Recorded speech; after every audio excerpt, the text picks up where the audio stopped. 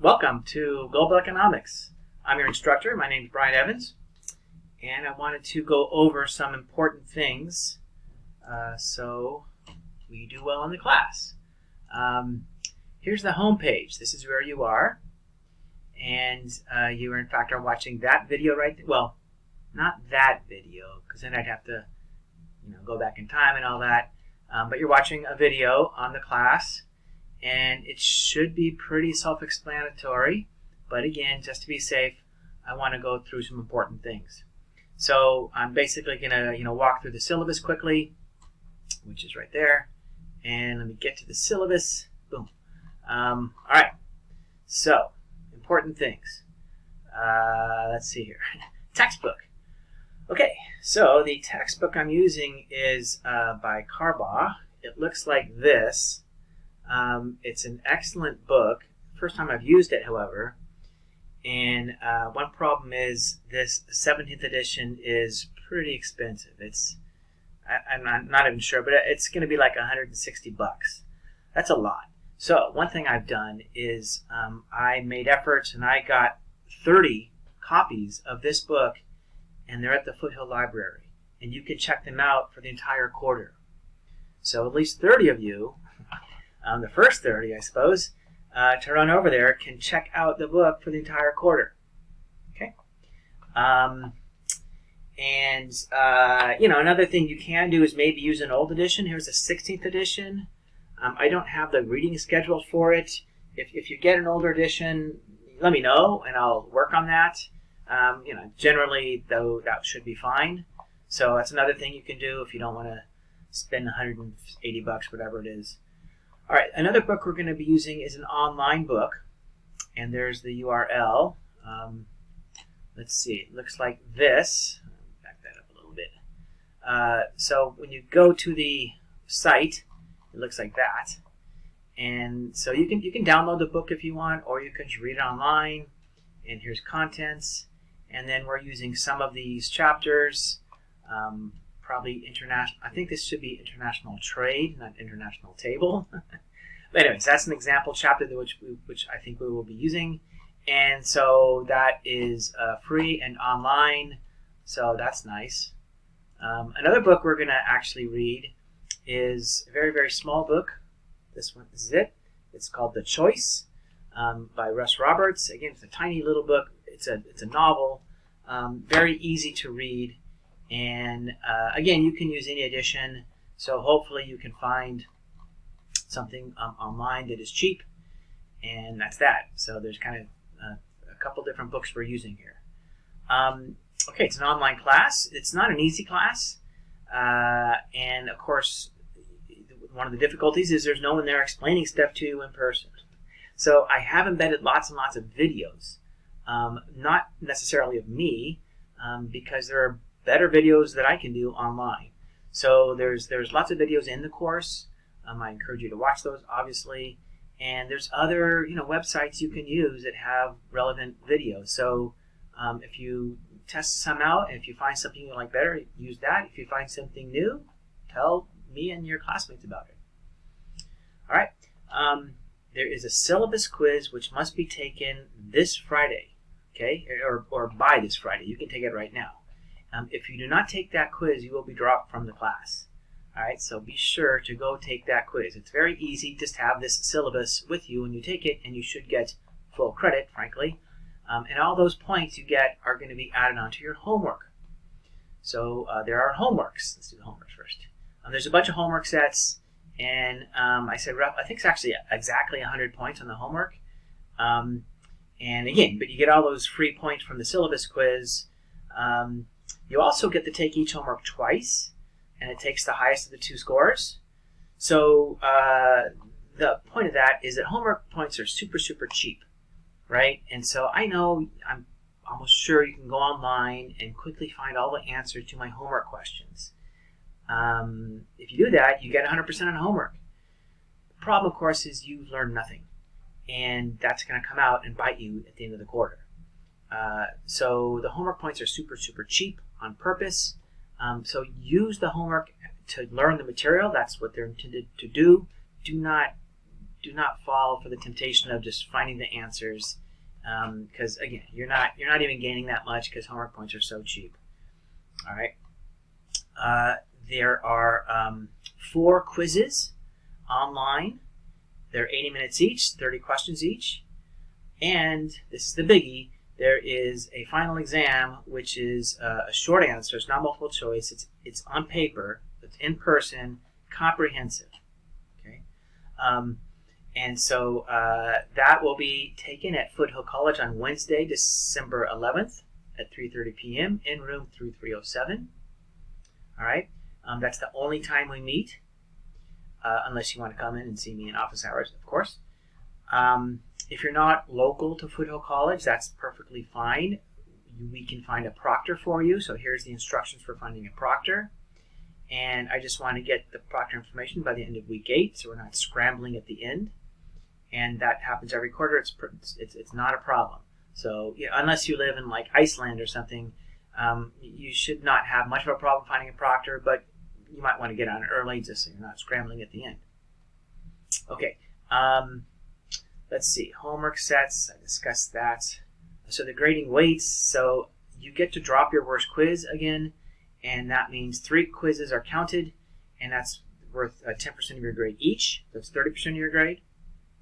All right. Homework is 15%, and then the comprehensive final is 55%. Okay. So another thing on the final is you must get 45% or higher to pass the class. So regardless of your other scores, you must get at least 45% on the final to pass the class.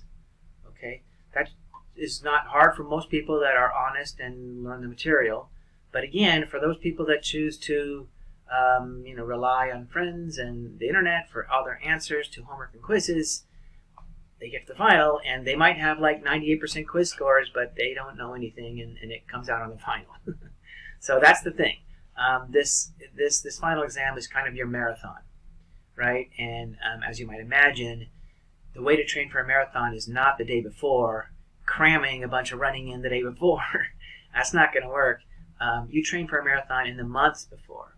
So everything we're doing, right? The quizzes, the homeworks, the modules, the worksheets in the modules, all that stuff is to prepare you for that all-important final exam.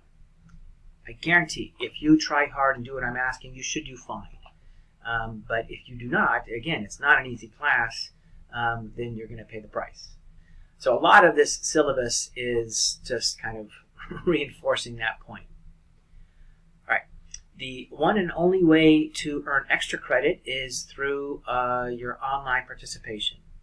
So what that means is discussing things, and every homework has a discussion area. And so if you don't understand number 6, go on there and say, hey, I don't get number 6. What's going on here? And that counts, right? And of course, explaining things to others is the best way to learn material. It also counts for bonus points. You can also post on your own proactively about current events or things going on.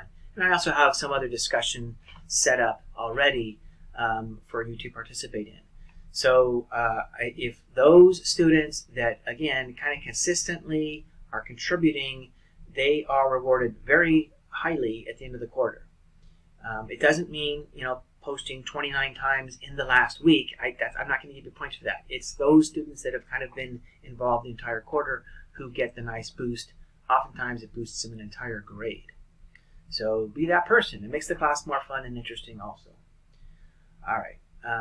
There are a bunch of module worksheets. So for each chapter, basically, I've written a module.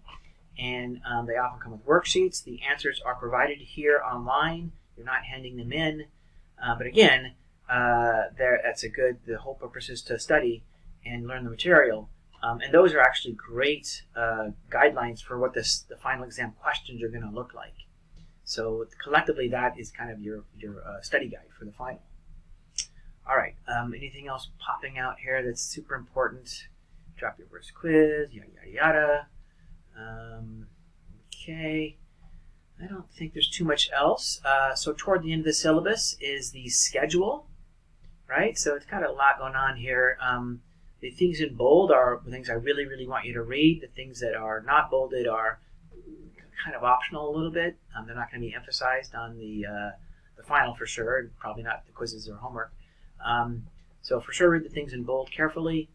A lot of graphs in economics. I would really focus on the graph, draw them out over and over and over again so you know how to draw them and label everything.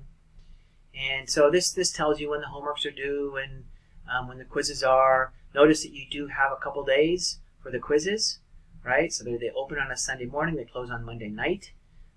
And you have, I think, what did I say, 80 minutes, I think, to take the quiz. Each quiz is 30 questions, I believe. And so within that 2 days, you can take it any time. Once you open the quiz, of course, then the clock starts ticking. You have 80 minutes. All right, so all that should be self-explanatory. It continues here. There's the final exam, 3:30 p.m. and 3:07. And then, yeah, I would kind of, again, the online classes, if you've ever taken an online class, they can be tricky because it takes a lot of self-discipline. I like to have the discipline of going to class and it keeps me on schedule. We don't have that, so you're on your own more. So maybe treat this as if we were meeting a lot and set up a schedule where you sit down and study economics, and you can get that hat if you want. That'll help you. Also, the last 2 pages of the syllabus give you some graphs that we will be using for the first and second quiz. All right, so prior to the quiz, and I will remind you of this, of course, but be sure to print those out so you have them handy. I would also, of course, print out the reading schedule, this thing right here, in addition to the graphs. And I think that is all I have to say to you. So I guess I should say this. Again, this class is, I strongly recommend you've had micro and or macro, especially macro perhaps, to get the most out of the class. It's best if you've had at least one of those, and ideally both. They're not, strict prerequisites, but frankly, I just don't have time to go over, monetary policy again, or the supply and demand, how that works. So if you haven't had that, you might have to do that on your own a little bit.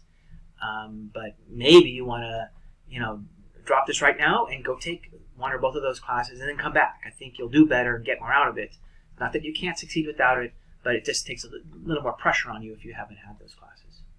All right, so if you have any questions, go over to this here, the inbox, and click on that and figure out how to email me. In general, unless it's like something personal, I'd like you to post for the class, and then everyone can get involved and help each other out. It also, takes a little pressure off me, although I do check every day, pretty much every day for questions. Okay, good luck. See you around. Bye-bye.